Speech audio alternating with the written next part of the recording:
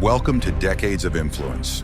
All right, folks, buckle up because today we're diving deep into the wild, wonderful, and sometimes downright bizarre history of the internet.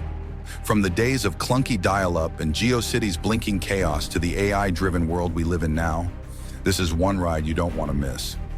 We're exploring the fascinating book, The Internet Revolution, From Dial-Up to AI, What's Next? And unearthing all the gems. Remember that screeching sound of dial-up modems? Yeah, the sound that felt like the internet was struggling to be born. And let's not forget the patience it took just to load a single image, pixel by pixel. It's been an incredible evolution. From AOL chat rooms, the wild west of awkward online interactions, to the rise of streaming, memes, and social media shaping global culture, the internet has transformed the way we connect, work, and see the world. So how did we get here, and where are we headed next? Stick around because we're rewinding to the very beginning, reliving the magic and madness of the early web, and peeking into the AI-fueled future that's just around the corner. Let's get into it. All right. Buckle up, everyone. We're diving deep into the internet. Oh, yeah, from those clunky dial-up days to, well, everything we have now with, AI and all that.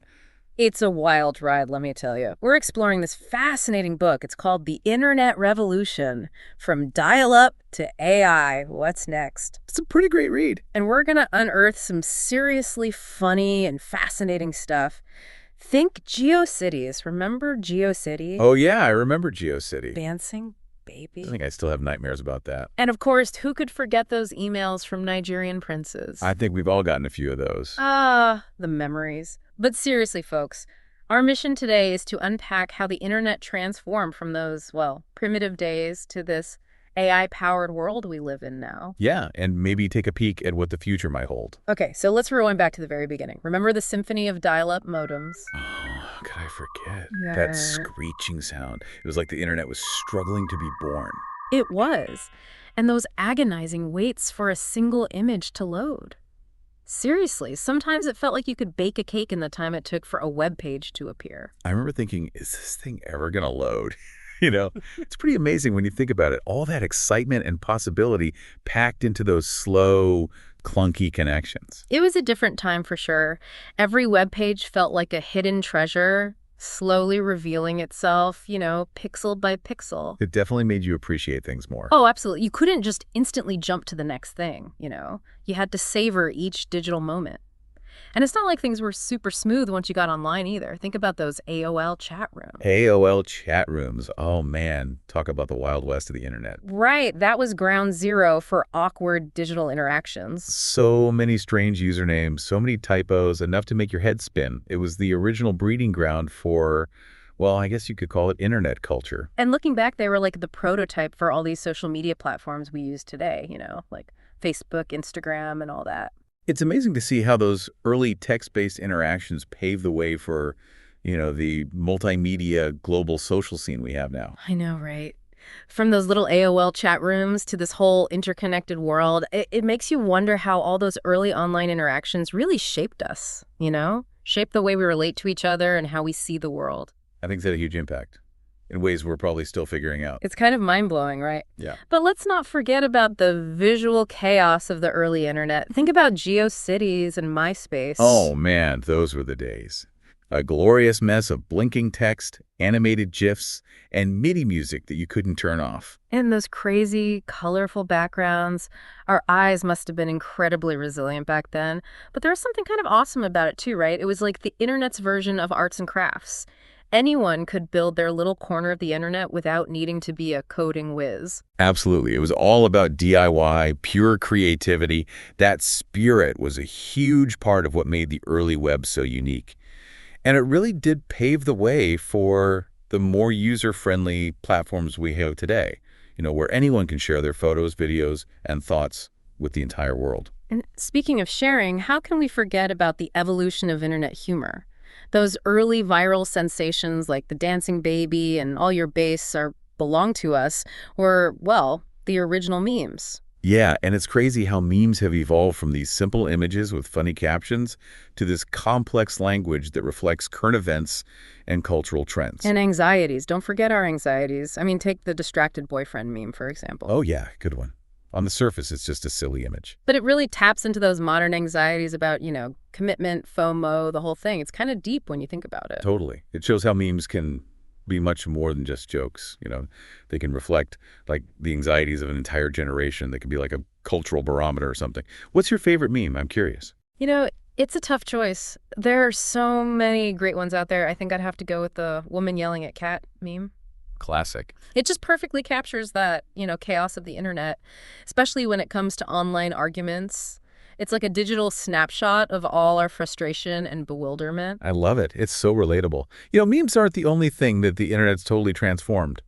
Shopping. Entertainment. I mean, think about it. Remember going to like 5 different stores to find that one specific thing you needed? I know, right? And waiting for your favorite show to actually, air on TV. Those days feel like ancient history. They really do. Amazon, eBay, those were game changers for how we shop.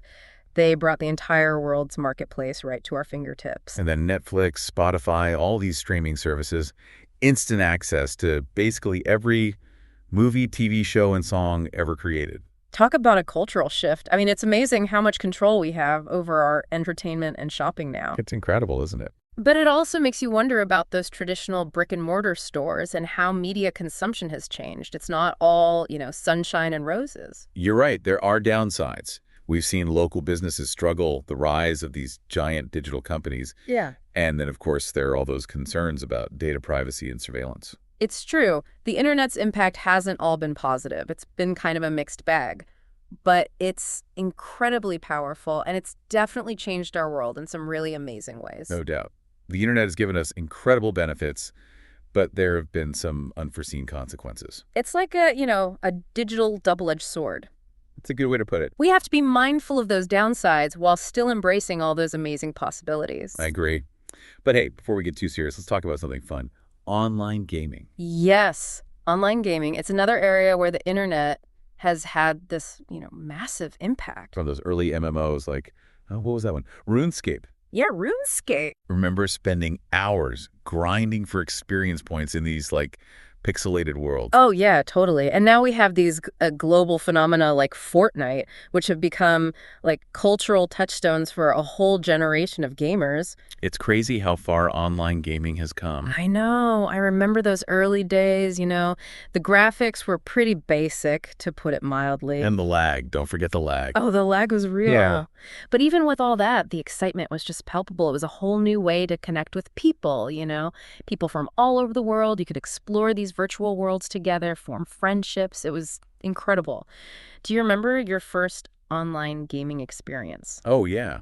It was actually a super simple text-based adventure game, but I was hooked. It felt like, stepping into another dimension where you could be anyone you wanted and experience all these things you couldn't in real life. I get it. That sense of escapism and connection, it's a big part of what draws millions of people to online gaming even today.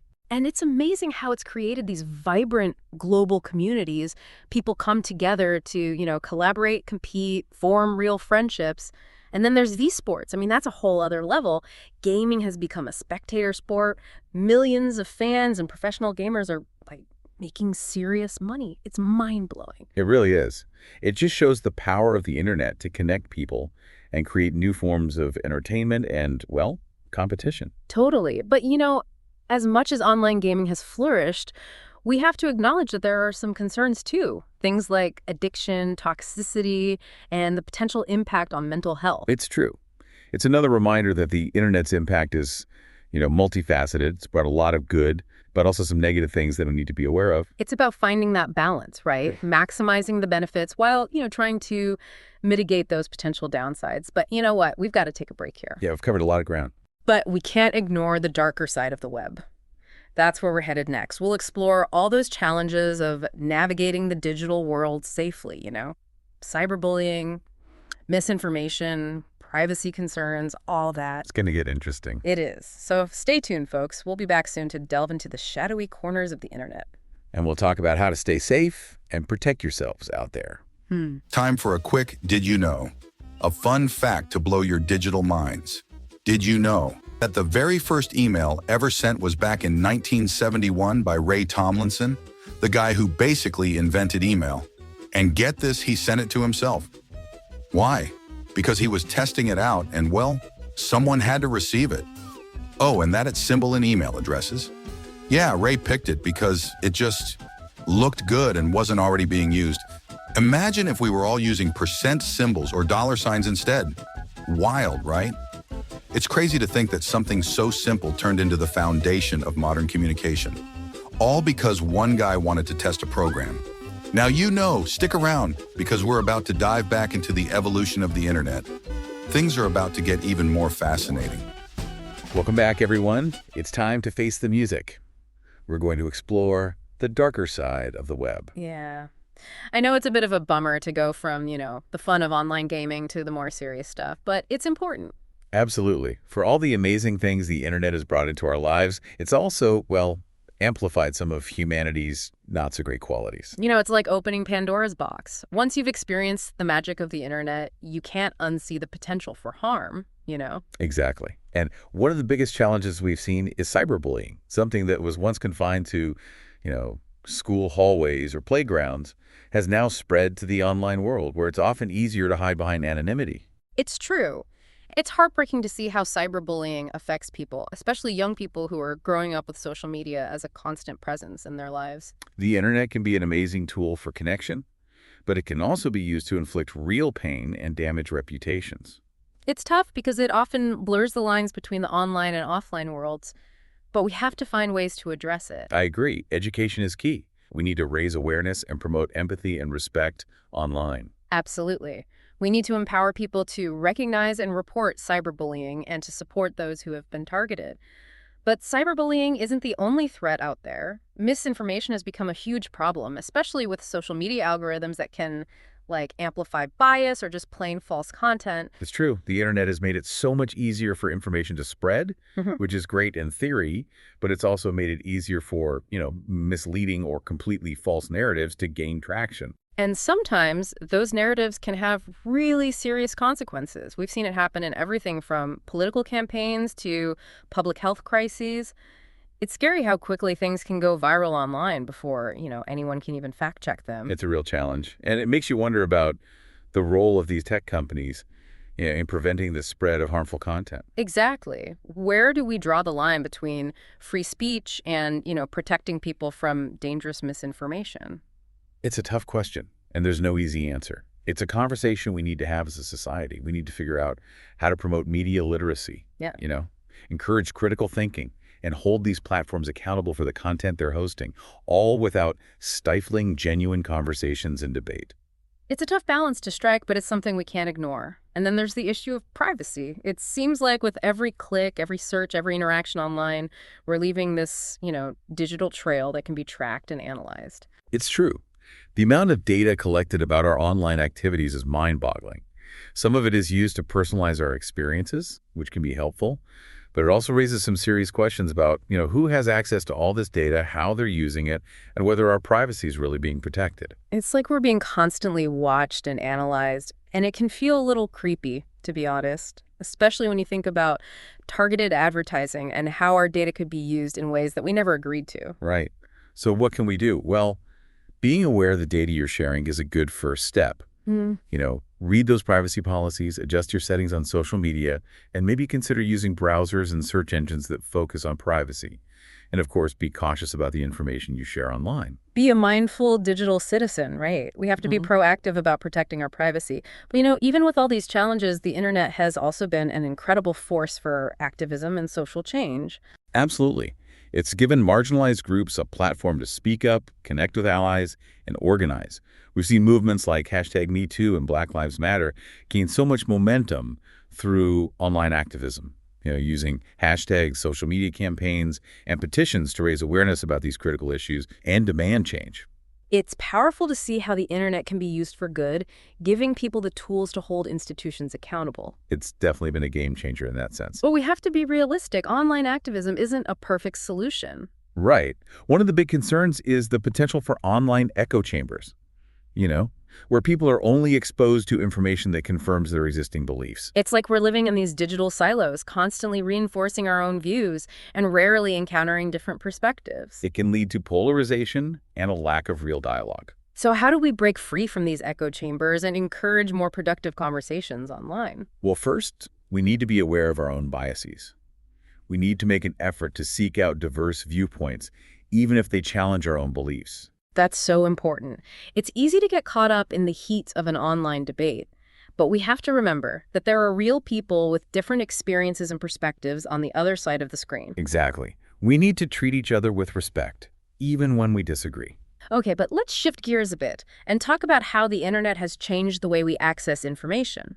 Remember those early search engines like AltaVista and Ask Jeeves? Oh, Ask Jeeves. It was like a digital trivia game more than a search engine, but it was a sign of things to come. It was, and then Google came along and revolutionized everything, making it so easy to find information. A few keystrokes and boom, you have the answer to almost any question. It's incredible. But this also brings up the issue of filter bubbles and how our online experiences are becoming more and more personalized. Right.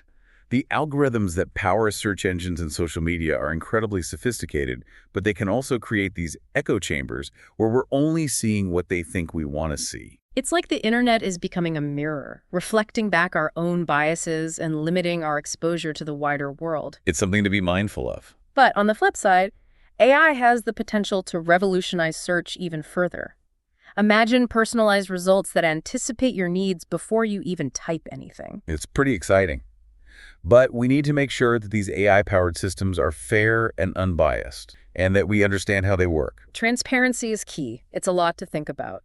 But it's another example of how every technological advancement comes with ethical considerations and potential downsides that we need to address. I agree. It's a constant balancing act, trying to harness the power of technology while mitigating the risks. So let's talk about something that's definitely pushing the boundaries of technology, Web3. Yes, Web3. With all its decentralized platforms and blockchain technology, it's being hailed as the next evolution of the internet. The idea is to give users more control over their data and create a more equitable and transparent online experience. It sounds really promising, but I'll be honest, I'm still trying to wrap my head around it all. What does Web3 actually mean for the average person using the internet? How will it change things? Well, the core idea is decentralization. Shifting power away from those big corporations and giving individuals more control over their data and, their digital identity. So instead of companies like Facebook and Google controlling our data, it would be distributed across a whole network of computers. Exactly. It could change everything from social media to e-commerce to online gaming. Wow. So imagine a social media platform where you actually own your data and can decide how it's used, or a gaming environment where you truly own your in-game items. That's the vision, anyway. It's kind of like a digital Wild West all over again. Yep. But this time, it's all about individual empowerment and data ownership. Pretty cool. It is, but like any new frontier, there are risks and challenges. The technology is still developing, and there are questions about how well it can scale up, how secure it is, and the possibility of new forms of inequality emerging. It'll be interesting to see how it all unfolds. But, okay, let's talk about something that's even more mind-blowing. Brain-computer interfaces. Oh, yeah. BCIs are still in the early stages, but they hold some truly incredible potential. Imagine blurring the lines between our minds and the digital world. It sounds like science fiction, honestly. Are we talking about controlling computers with our thoughts? Uploading our consciousness to the cloud? What's the reality here? Well, uploading our consciousness is still firmly in the realm of science fiction for now. But BCIs are being explored for some pretty amazing medical applications. Think about helping people with paralysis regain movement, allowing those who can't speak to communicate, even treating conditions like epilepsy and Parkinson's disease. That's incredible. To think we could improve people's lives in such profound ways.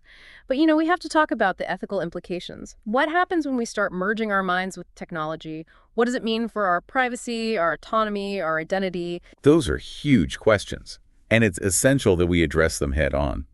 As we develop these technologies, we need to make sure they're used responsibly and ethically in ways that benefit all of humanity. It's a lot to consider.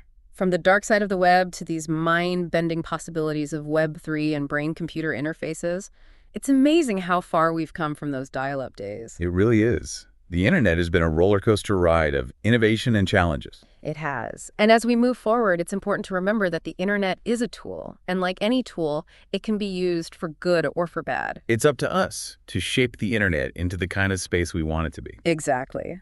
And that brings us to the final part of our deep dive. We'll be exploring the cultural impact of the internet, those crazy trends that come and go, and we'll ponder what the future might hold for this ever-evolving digital landscape. So stick around. We'll be right back to wrap up our exploration of the internet revolution. Did you know that in the early days of Google, their first office was actually inside a garage? Yep, just like so many tech startups, Google began in a rented garage in Menlo Park, California, way back in 1998. The rent? A modest $1,700 a month. Oh, and get this, they used Lego bricks to build their first server case. Talk about DIY ingenuity. It's wild to think that what started with a few Legos in a garage has grown into one of the most powerful companies in the world. Who knows? Maybe your next big idea could come from your garage, too. Welcome back, everyone, for the final part of our internet deep dive. We've covered a lot of ground, haven't we? From dial-up to Web 3 and, what was that other thing? Brain-computer interfaces. Right, brain-computer interfaces. It's been wild thinking about all the ways the internet has, not just changed how we do things, but how we see ourselves and connect with each other. Yeah, it's like this giant digital mirror reflecting back all our hopes and anxieties and, of course, our sense of humor. Oh, yeah. The internet definitely has its own brand of humor. Think about all the online communities and subcultures that have sprung up. I mean, the internet has given people this amazing space to connect with others who share their passions, and to explore different sides of themselves no matter where they are in the world. It's like we've created this global village where you can find your tribe no matter how niche your interests might be. Exactly. There's a subreddit for everything these days. Seriously, there is. And it's not just about finding your tribe, It's about shaping your identity. The internet has given people the power to express themselves in ways that were never possible before. Blogs, vlogs, social media profiles, they're all tools for, self-expression and creating your own online identity. And it's like we're all digital storytellers now. In a way, yeah. And, sometimes those stories, they break through and capture the world's attention. Remember that Reddit thread about the guy who accidentally bought, 1,000 boxes of Cap'n Crunch? Oh, yeah, I remember that. It went viral, and they even made a movie about it. It's amazing how internet culture can just, spill over into the real world. The internet can amplify voices and stories that might have otherwise gone unnoticed. Oh. It's pretty cool when you think about it. It is. And speaking of things spilling over, what about those moments when, a meme, a viral video, or a phrase from the internet suddenly becomes part of our everyday language? Like the internet is infiltrating our collective consciousness. It is. I mean, who could forget Chewbacca Mom? That video, it was everywhere. I remembered her laugh was so contagious, it just brought joy to millions of people. It did. And what about Rickrolling? It's become a classic internet prank. It's amazing, right? These shared experiences, these moments of laughter, sometimes confusion, or even outrage, they shape internet culture and make it so dynamic. It's always changing. You're right. It's constantly evolving. But of course, it's not always fun and games. We've talked about the darker side of the web, the misinformation, the potential for harm. Yeah, the internet is powerful, and with great power comes, well, you know the rest. Exactly. It's a double-edged sword. But as we move forward, we need to be aware of both sides, the good and the bad. Absolutely. We need a balanced perspective. So as we wrap up this deep dive into the internet revolution, what are your final thoughts? Well, for me, it all comes down to this.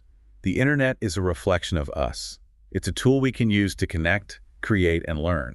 But it can also magnify our biases, our fears, and our less than ideal impulses. It's a good reminder that we have a responsibility to shape the internet into the kind of place we want it to be. Exactly. The future of the internet, it's not set in stone. It's something we're creating together. That's a powerful thought. It really is up to us to decide what kind of digital world we want to live in, one that's inclusive and equitable and helps us connect as human beings. So what's next? I mean, what do you think the future holds for the internet? It's impossible to say for sure, but it's clear that it's going to keep evolving. AI, virtual reality, maybe even those brain-computer interfaces we talked about, they're all going to play a part. I know, right? It's pretty mind-blowing to think about. We might see immersive virtual worlds that blur the lines between digital and physical reality.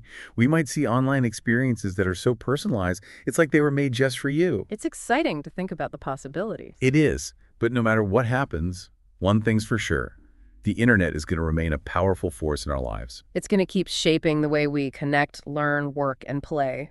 So as we wrap up this episode, we encourage you to keep exploring, keep asking questions, and keep thinking about how you want to shape this incredible digital world. The internet is vast and constantly evolving. It's an adventure that's far from over. Well, that's all the time we have for today. Thanks for joining us on this deep dive into the internet revolution. Until next time.